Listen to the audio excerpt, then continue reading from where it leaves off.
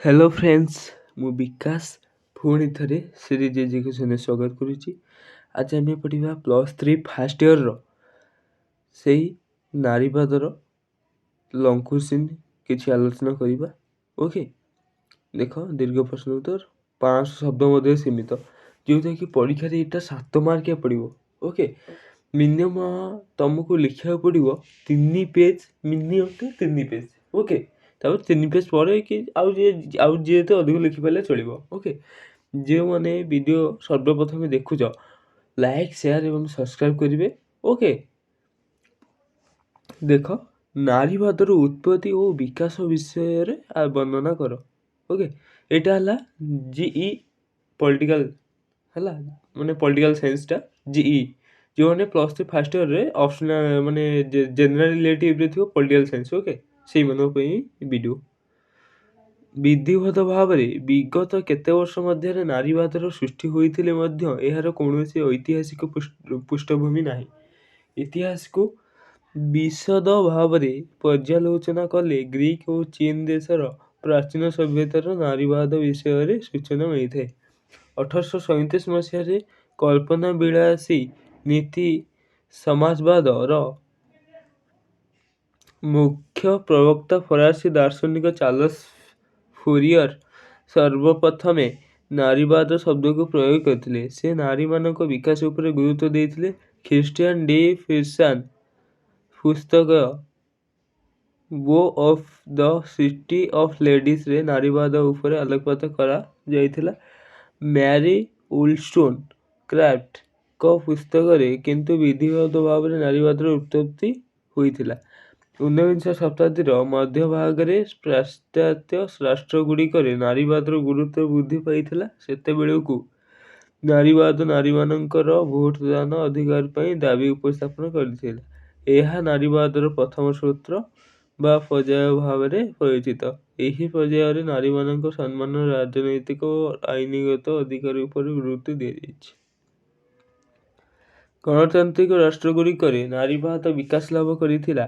ଆମେରିକାର ଦାସପ୍ରଥା ଉଚ୍ଛେଦ କରିବା ପାଇଁ ନାରୀବାଦର ଭୂମିକା ଗୁରୁତ୍ୱପୂର୍ଣ୍ଣ ଥିଲା।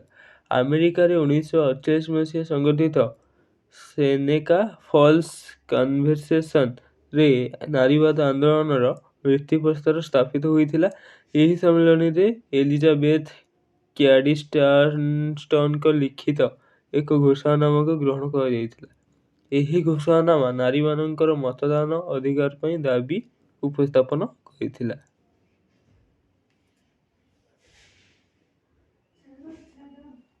1869 ମସିହାରେ ଆମେରିକାର ଜାତୀୟ ନାରୀ ମତଦାନ ସଂଗଠନ ପ୍ରତିଷ୍ଠିତ ହୋଇଥିଲା। ଷ୍ଟାର୍ନଷ୍ଟନ ଓ ସୁସାନ ଏହି ସଂଗଠନର ନେତୃତ୍ୱ ନେଇଥିଲେ। 1890ରେ ଏହା ଆମେରିକାନ ୱିମେନ୍ସ ସଫରେଜ ଆସୋସିଏସନ ସହିତ ମିଶି ଯାଇଥିଲା।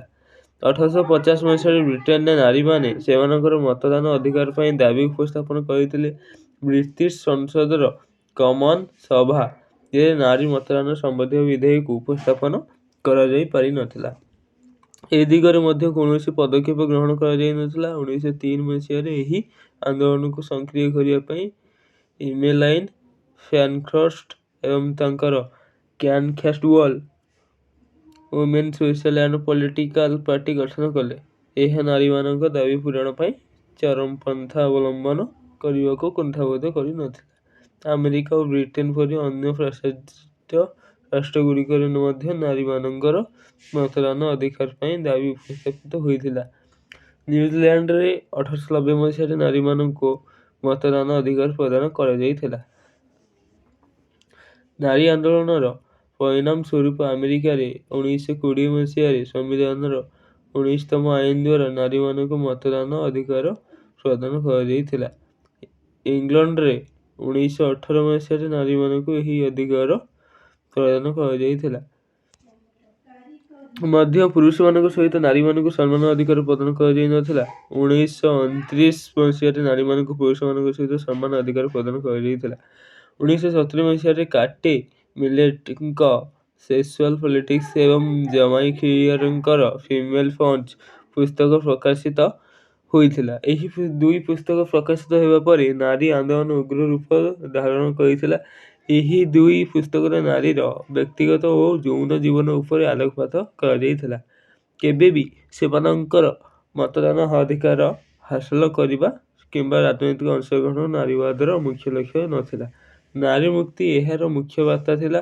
ନାରୀବାଦୀମାନଙ୍କର ମତରେ ଏହା କେବଳ ବିପ୍ଳବ ଦ୍ୱାରା ସମ୍ଭବ ହୋଇପାରିବ ବୋଲି ଉଲ୍ଲେଖ ଥିଲା। ଓକେ, ଏଇଠି ଲଙ୍ଗ୍ କୋଶ୍ଚିନ୍ଟି ସରିଯାଇଛି। ଓ ଯେଉଁମାନେ ଭିଡ଼ିଓକୁ ନୂଆ ଦେଖୁଛନ୍ତି ସବସ୍କ୍ରାଇବ୍ କରିକି ଅଲ୍ ବଟନ୍ରେ କ୍ଲିକ୍ କରନ୍ତୁ। ଅଲ୍ ବଟନ୍ରେ କ୍ଲିକ୍ କରି ମୁଁ ଯେଉଁ ଭିଡ଼ିଓ ସର୍ବପ୍ରଥମେ ଅପଲୋଡ଼ କରୁଛି ଆପଣଙ୍କ ପାଖକୁ ସର୍ବପ୍ରଥମେ ପହଞ୍ଚିପାରିବ। ଓକେ, ଜୟ ଜଗନ୍ନାଥ।